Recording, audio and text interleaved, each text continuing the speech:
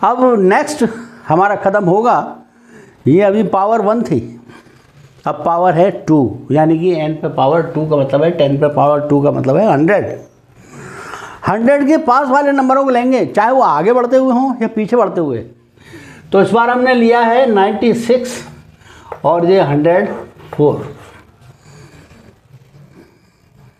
आप समझ गए होंगे, एक तो 100 से पीछे है, एक 100 से आगे है।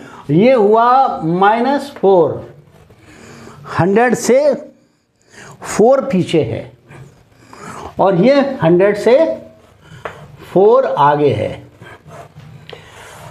सबसे बड़ी चीज़ ये है कि अगर हमने 104 को 4 से माइनस किया, क्योंकि ये माइनस है ना, तो हमारे पास आएगा 100, और 96 को मैं प्लस किया तो भी 100।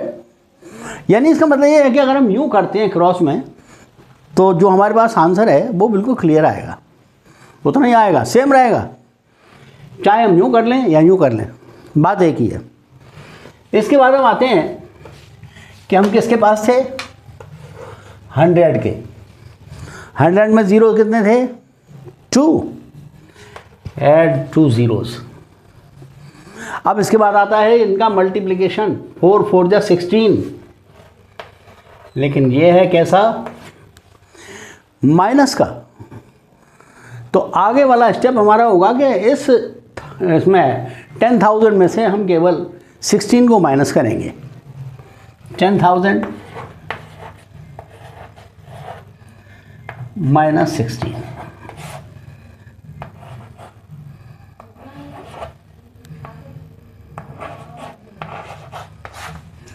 ये इसका आंसर होना चाहिए।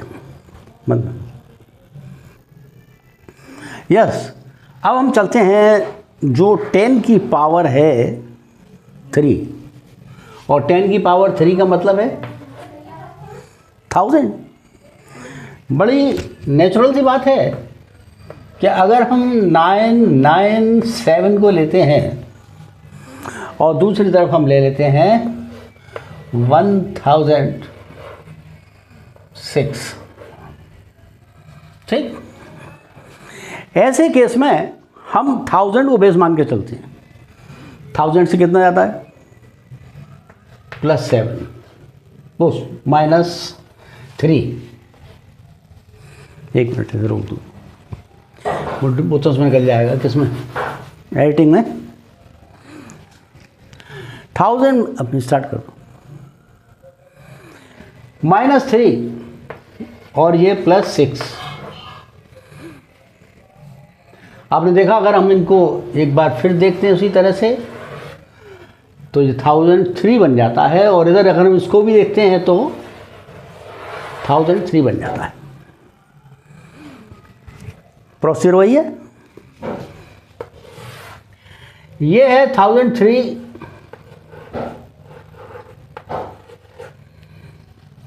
और इसके आगे ज़ीरोज़ कितनी है, 3, 1 2 3।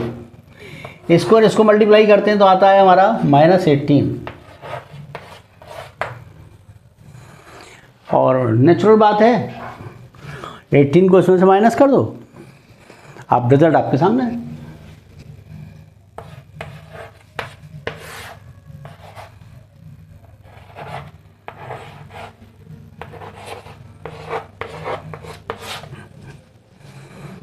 बस अब एक बार फिर हम ट्राई करके देखते हैं कुछ नंबर जो माइनस में ही हैं, जैसे 93 और 95। दोनों 100 से कम है, इसलिए इनमें माइनस, ये -7 और ये -5। माइनस माइनस ये तो हो गया प्लस,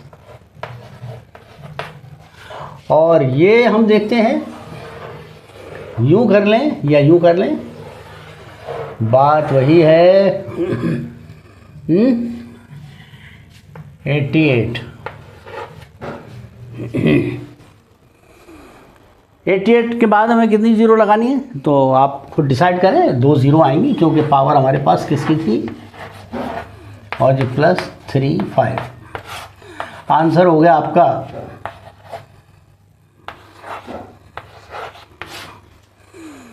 दैट्स ऑल। मेरे प्यारे फॉलोअर्स, आपने देखा कि मैंने डिविजिबिलिटी वाली जो वीडियोस थी वो आपके सामने रखी और आपके डिवीज़न मेथड को मैंने इजी से इजी कर दिया। और इसी श्रृंखला में मैं आगे धीरे धीरे धीरे धीरे धीरे धीरे, चूँकि ये मैथ मैजिक मैथ है, मैजिक मैथ की भी क्या ज़रूरत है, साधारण मैथ तो पढ़ते हैं हम लोग। उसका भी कारण है क्योंकि हमारे पास कभी कभी टाइम की बहुत कमी होती है। अगर हम बहुत सारे सम्स को करने बैठे हैं और अगर हम उनको बड़े या मेथड से करेंगे तो मुझे लगता है कि शायद वो पेपर ही छूट जाएगा। और आज इस कंपटीशन के माहौल में, जहाँ के हर चीज़ में कंपटीशन चाहिए, आपके सुपर टैलेंट को तलाशते हैं लोग, और सुपर टैलेंट कहाँ से आएगा भाई, ट्रिक से ही मतलब आ सकता है ये सब। तो मैं आपसे चाहता हूं कि इन ट्रिक्स का इस्तेमाल करके अपने टाइम को सेव करें।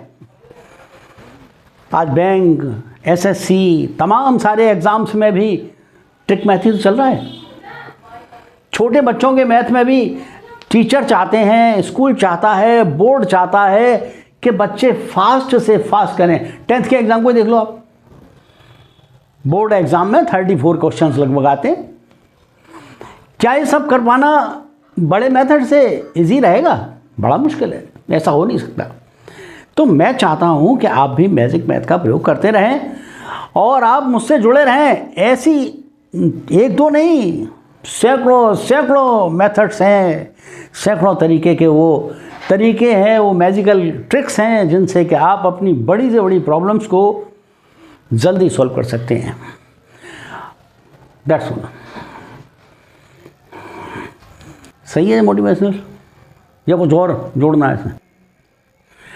तो मेरे प्यारे प्यारे मित्रों, छोटे और बड़े, उन सभी को मैं एक मैसेज देना चाहता हूँ कि आपने बहुत कुछ देखा और अभी बहुत कुछ देखना बाकी है।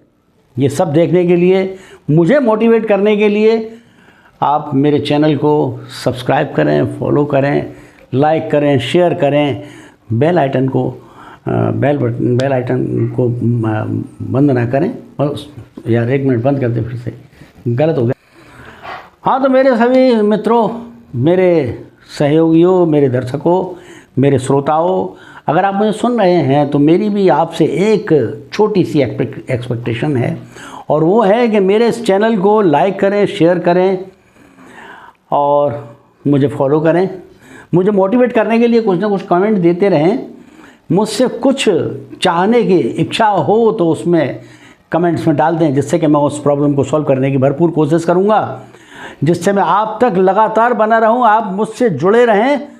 और फिर मैं एक बार कहता हूँ कि आपकी सफलता वहीं हारती है जहाँ आपके प्रयास रुक जाते हैं, या आप प्रयास करना बंद कर देते हैं तो सफलता आएगी कहाँ से? सफलता वहीं